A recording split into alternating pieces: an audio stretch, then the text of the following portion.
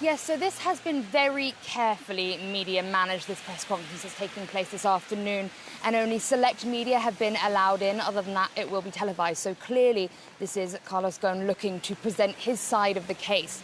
Now, he has spoken very little, except for one brief statement after it was revealed on New Year's Eve that he had come back to Lebanon, when he said that he was fleeing injustice, not justice, in Japan, and that the system there was rigged, and that's why he had to get out. So in this conference today, we can expect to hear a lot more of that. The fact that he felt he had to leave in the end, he said, because the case was being continually pushed. Now, the Japanese have said that the reason for that is because they were still looking for evidence and they didn't want to properly charge him without the evidence. But this case has been ongoing for a long time, and he was stuck under house arrest for a long time. So that's his argument, that there was no way he was ever going to see proper justice there. He has lots of complaints about the Japanese justice system, so we expect him to lay all of that out today.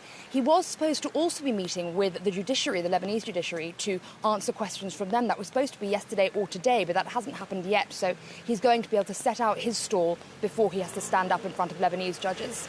Okay, and Leila, of course, since he arrived into Lebanon, he's been pretty much laying low in that house, I believe, behind you. But Japan has been trying to get him sent back to Tokyo. What has been happening on that side of things?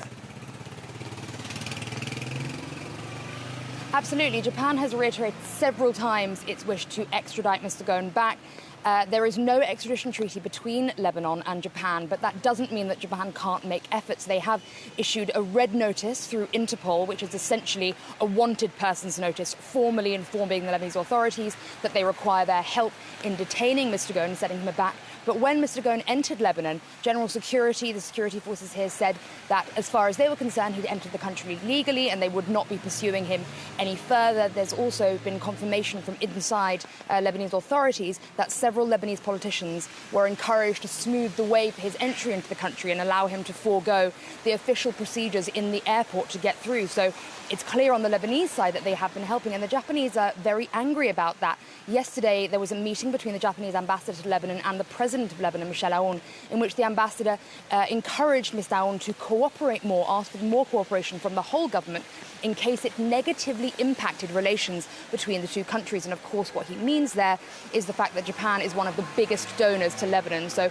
Lebanon can't really afford to lose that aid at the moment. And Japan is feeling particularly humiliated about this case because a couple of times during bail hearings, Mr. Ghosn's, the prosecution said that Mr. Ghosn was a flight risk because he had so much money and so many contacts. He maintained he wasn't. So the fact that he did then escape the country has made Japanese authorities extremely angry, and they're going to continue trying to get him back.